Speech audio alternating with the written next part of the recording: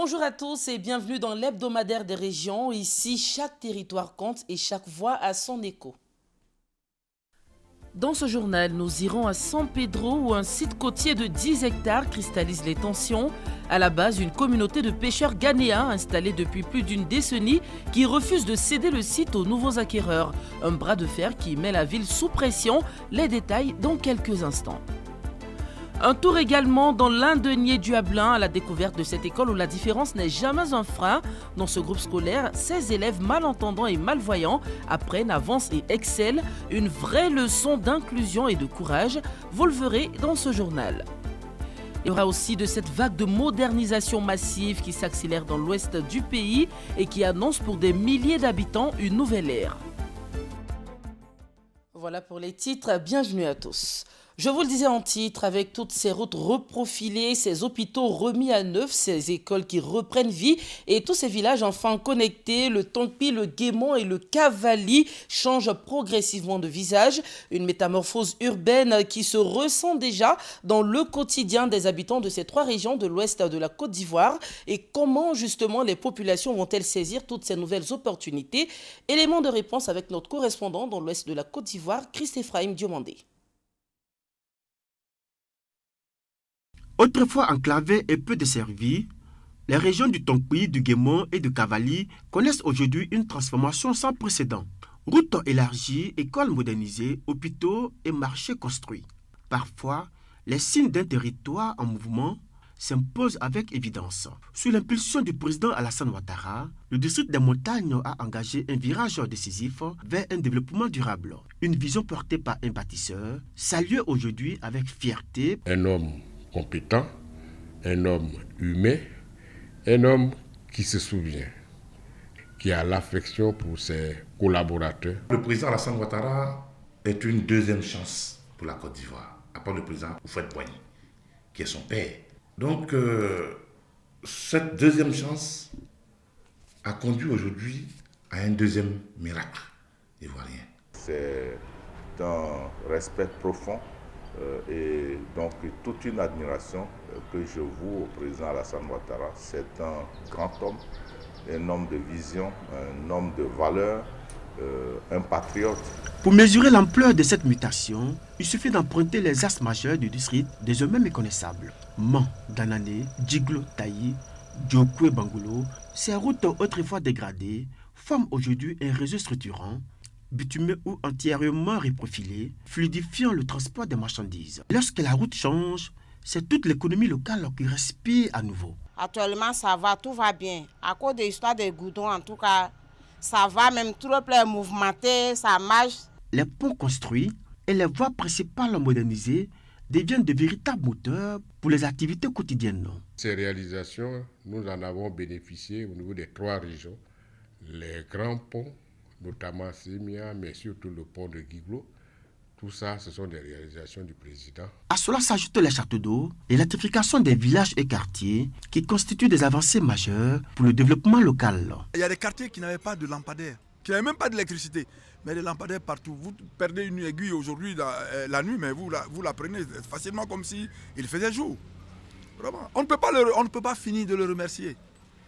Il a mis la Côte d'Ivoire à un niveau vraiment que les Ivoiriens souhaitaient. Au-delà de ces infrastructures, c'est la jeunesse qui porte les ambitions de demain. Pour elle, l'État a fait de l'éducation un levier essentiel du progrès. Grâce à sa vision, l'école aujourd'hui s'est rapprochée des populations. Dans cette dynamique, les établissements scolaires du district changent de visage. Toutes les sous-préfectures, dont regorge le Guémon, au nombre de 23, ont chacune un collègue de proximité. Le président Alassane Ouattara, dans sa gouvernance, a permis à l'État et même au ministère de l'Éducation, aux communes, aux conseils régionaux de construire des salles de classe. L'université de Mans s'impose désormais comme un pôle académique majeur. Amphithéâtre construit, laboratoire équipé, un cadre complet pour encourager l'excellence. C'est une vision qui nous permet de produire. Vous avez vu toutes les nouvelles universités de produire des ressources humaines de qualité. Et dans le Tongpi ici, de produire des ressources humaines qui vont permettre l'exploitation minière et minéralière. des remerciements parce qu'il a créé un pôle de développement qui impacte l'économie et le social de la vie dans le district des montagnes. Et pour accompagner l'éducation, la santé doit être au rendez-vous. Dans le Tonkpi, le Guémon et le Cavali, les hôpitaux ont été construits et dotés de plateaux techniques de dernière génération. L'innovation des centres de santé dans les chefs-lieux des départements, qui aujourd'hui ont un plateau de qualité. Il y a des centres de santé de première nécessité dans presque tous les villages. Ici à Mans, le CHR offre une vue exceptionnelle. Cet établissement fait la fierté du peuple d'An. Quand vous allez dans cet hôpital aujourd'hui, vous croyez en Europe. Vous croyez en Europe. Nous avons des services de spécialité dont on ne disposait pas auparavant.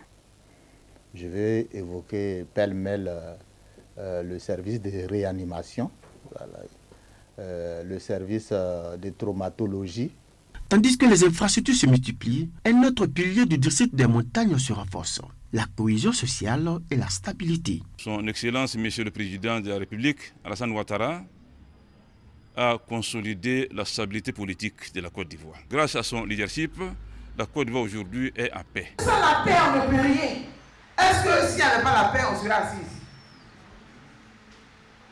On serait dispersé à travers la Côte d'Ivoire. On serait dispersé à travers l'Afrique et le monde. Aujourd'hui, on est en train de parler d'unité de transformation de Mayotte. S'il n'y avait pas la paix, on allait faire ça. Mais si les acquis sont salués, les attentes restent nombreuses. Le district des montagnes avance ainsi avec confiance, porté par les réalisations impulsées par le président Alassane Ouattara. Un territoire en pleine ascension, résolument engagé sur la voie du développement. Et cette information en bref, avant de continuer, retenez que du 23 mai au 1er juin 2026 aura lieu la 7e édition du Salon de l'agriculture et des ressources animales, le SARA, ce sera à Abidjan. Alors pour permettre à tous les visiteurs de découvrir la richesse et la diversité du monde agricole, le SARA sera organisé autour de 9 pôles d'activité, dont justement le pôle région et district qui va permettre de mettre en lumière les 14 districts de la Côte d'Ivoire ainsi que leurs spécificités et leur région. L'axe international Boundiali-Tingré-la-Mali est depuis quelque temps un vrai parcours du combattant. Les transporteurs et autres usagers voyagent au rythme des nids de poules, des ralentissements et des camions en souffrance. Une route qui est économiquement vitale mais qui aujourd'hui est à bout de souffle et les populations en paient un peu plus chaque jour le lourd tribut. Siekwasi s'est rendu sur place pour constater l'ampleur des difficultés. Voyons ensemble son compte-rendu. La route Boundiali-Tingré-la, 115 km, un cordon commercial entre la Côte d'Ivoire et les pays voisins, le Mali, le Niger et la Mauritanie. Une route avec un trafic dense, mais véritable casse-tête pour les usagers qui vont et viennent chaque jour sur cette route internationale. Les gros camions, là, ça tombe tout le temps, ça tombe. Voilà, mais les petites voitures, là, on se débrouille, on sort, mais les gros camions, là, non. Souvent même, tu vas trouver 2, 3 même qui sont poussés à terre. Ah, la route là, c'est pas bon, hein. Regardez, quand on prend la route là, si t'as pas allé doucement là, tu vas gâter ton véhicule là. On a fatigué même la route là. Pour réduire le risque d'accident sur cette route internationale, des bénévoles s'activent dans les villages pour colmater les nids de poules semblables à des cratères. Aujourd'hui, l'équipe des bénévoles est de service entre Kouto et Boundiali. La route est gâtée. C'est pour ça, bon, nous trois, on a décidé de venir fermer tout. On calue, on prend on appelle derrière. Ça vaut 4 km. Les gens nous donnent 100 francs, 10 francs, 500. Ce sont en train de parler pour un cabira. On a pris le couteau jusqu'à Douba. Arrivé Douba, on est venu prendre le couteau pour aller Tomogo. Ça va au Mali. À ça, c'est là. On arrive à rouler un peu. Sinon, vraiment, c'est inexplicable. Mais si c'est arrangé comme ça, même si tu es rentré, tu es dans tout là, tu n'as pas tombé. C'est bon travail, ils ont entré. Tu dois les encourager chaque jour. Ils sont très bons. Face à la dégradation avancée de cette route internationale, les populations lancent un cri de détresse au gouvernement. Depuis Boundiali-Tingré-la, au lieu d'une heure de temps là, on fait 2 heures de temps. Moto, voiture, il y a un accident, il y a les trous là, tu peux rouler et puis tu ne vois pas les labourons et puis tu tombes là-bas, donc il y a un problème. Même si c'est même pas un mois, à rentrer Tengerla, là, il y a une moto et puis petite voiture, là, elles sont fait accident là. En tout cas, Kourgo, Bouniali, elles sont commencées. Mais Bouniali, Tengerla, président là, n'est qu'à voir. En attendant le démarrage effectif des travaux de réhabilitation de l'axe Boundiali-Tengrela, les travaux de bitumage Boundiali-Korogo, quant à eux, avancent bien. 10 hectares, un site prisé et un bras de fer interminable à San Pedro entre le lac Balmer Golf et la baie des Golfes, une communauté de pêcheurs ghanéens installée depuis plus d'une décennie refuse de céder la place aux nouveaux acquéreurs, et cela malgré les médiations et nombreux ultimatums. Alors que chaque tentative de libérer les lieux se heurte à un nouveau prétexte, eh bien, les propriétaires, eux, perdent patience. Ils se demandent d'ailleurs à quand la fin du litige foncier. Notre correspondant permanent sur place dans le Bassa-Sandra, Sam Conan nous plonge au cœur de ce conflit qui agite la ville de San Pedro. San Pedro, quartier Balmer Golf. Ici, s'est installé sur un site de 10 hectares en bordure de mer depuis 1983, une communauté ghanéenne composée de pêcheurs et de vendeuses de poissons fumés. Depuis 2012, date d'acquisition des titres fonciers par les nouveaux propriétaires, cette communauté est sommée de déguerpir pour s'installer définitivement sur un nouveau site identifié par les autorités préfectorales à Kablaké 2. Mais voilà que depuis, personne n'a bougé. Une situation qui est en défaveur des nouveaux propriétaires. Oui, effectivement, ce site est colonisé par une communauté d'occupants illégaux. Alors nous sommes rentrés auprès des propriétaires terriens qui nous ont fait savoir que si nous venons occuper nos lots, ils vont quitter. Mais quand on vient pour occuper nos lots, il y a de la résistance. Ils ne veulent pas quitter. Pour les occupants qui disent ne pas s'opposer à une quelconque libération du site, ils demandent néanmoins que leur départ soit accompagné des mesures. Je me rappelle que 2015, le sous-préfet nous a appelé concernant de quitter Adigbe, aller à Kabraké. C'est là qu'on a demandé une d'audience pour qu'ils nous laissent jusqu'à après l'élection. C'est là qu'ils ont dit qu'après l'élection est trop, donc ils vont nous laisser jusqu'à 6e mois. À la fin des 6e mois, on doit quitter. On a accepté, sans bruit. Ici, aller au port de pêche, aller le tout, ça fait 500. Maintenant, à Kabraké, au port de pêche, aller le tout, ça fait 1500. Donc, c'est un grand changement qui est sur notre tête. Donc, on a déjà écrit monsieur le directeur général de pôle autonome pour qu'il puisse nous aider à faire une ouverture entre Kabraké 1 et puis à l'Ambouchi pour qu'on puisse s'installer. Et puis, la route qui nous donne accès aussi pour aller à Kabraké, vraiment, ce n'est pas facile. Malgré cette volonté affichée de regagner le nouveau site de Kablaké 2, force est de constater que les occupants sont encore là. Balmer Golf et la baie des Golfes restent toujours colonisés, alors que les acquéreurs ont entamé des travaux d'extension du réseau électrique. Actuellement, c'est l'électrification. À cause de l'électrification est arrêtée. Ce n'est pas ce qu'on nous a dit au début. Il faut qu'on soit clair. Au début, on nous a dit, telle date, on doit quitter. Non, ce n'est pas nos fautes. C'est-à-dire la voie qu'on nous a dit de libérer là, pour qu'ils puissent mettre les poteaux. On a déjà prêt à enlever tout. Mais si on nous a dit d'enlever tout d'abord avant de mettre poteau là, ça c'est un autre cas. Une résistance que les propriétaires des lots disent ne pas comprendre. Surtout que des démarches administratives ont été entreprises assorties des mises en demeure afin de rentrer en possession de leurs lots. Donc nous on avait demandé une audience concernant le temps de la vote pour que nous accordions un peu de temps. Effectivement, c'est en décembre, tout le monde doit quitter. Le dernier délai qu'on avait donné, c'était fin juillet. Mais ça n'a pas été respecté. La dernière demande, c'est de trop parce que l'électrification finit à la fin de ce mois. Si ça finit, on ne pourra pas électrifier le site. Ça ne peut pas nous arranger.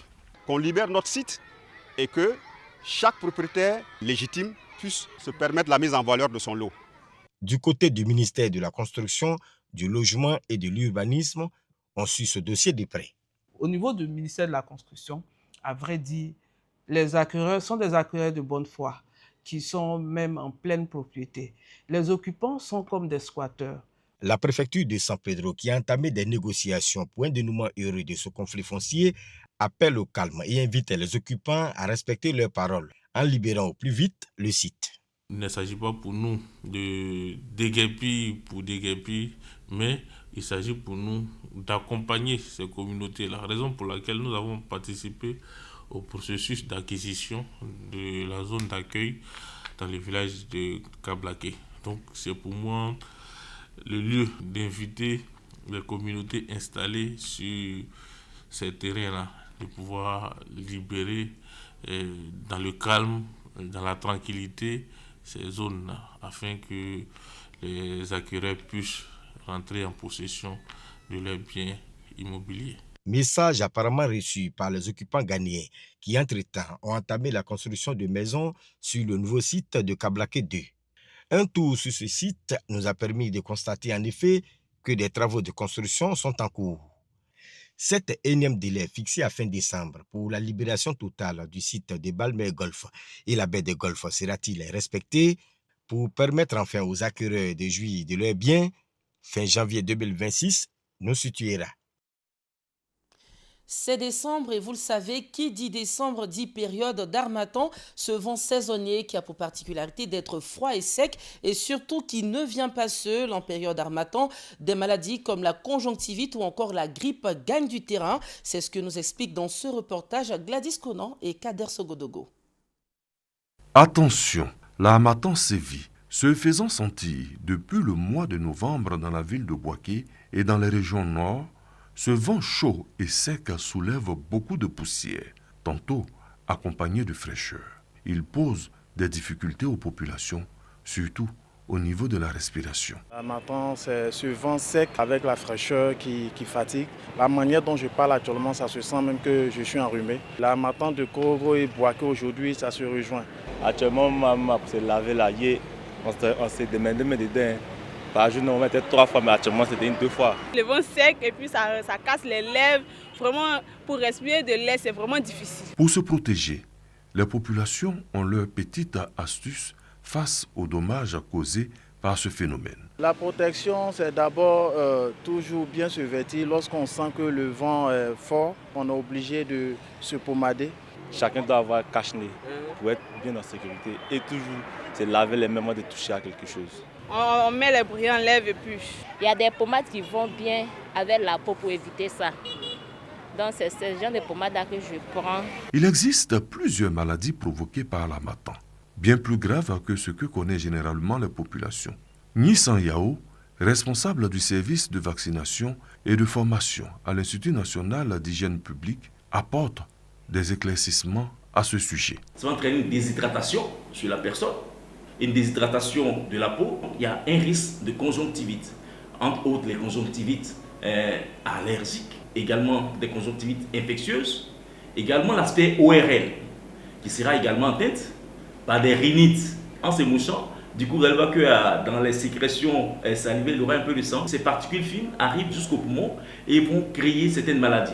Les personnes asthmatiques constituent un problème pour cette période-là. Les drépanocytaires vont faire plus de crises de drépanocytose au cours de cette période-là. Pour notre respect, il est important de connaître les moyens de prévention efficaces pour se protéger de l'harmattan. Se vacciner notamment contre la grippe et également contre certaines maladies infectieuses pour éviter de tomber également malade.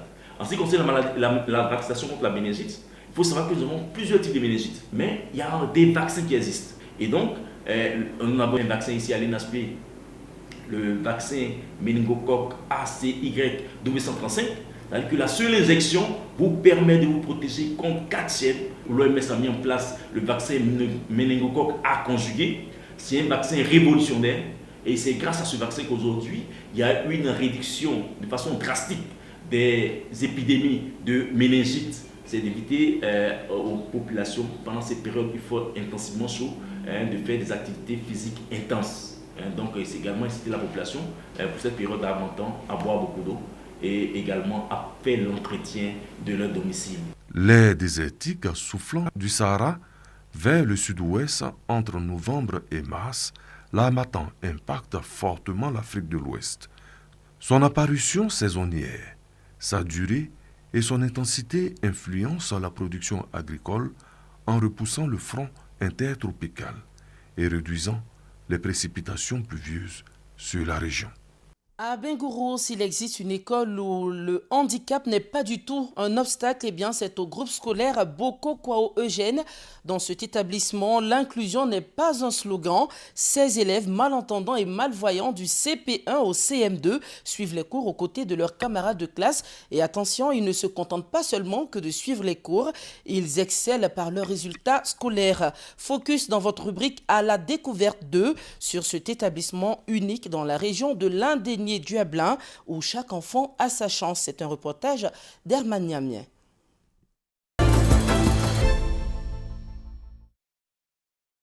Il est à peine 7 heures ce lundi matin à Abengourou. Dans la cour du groupe scolaire Boko Kwao Eugène, les premiers élèves arrivent accompagnés de leurs parents. Cartable sur le dos, visage souriant, tous se préparent pour la montée du drapeau national. Un moment solennel et symbolique.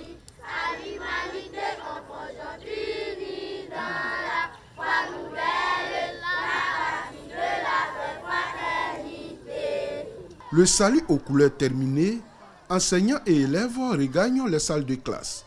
Ici, la diversité se vit au quotidien.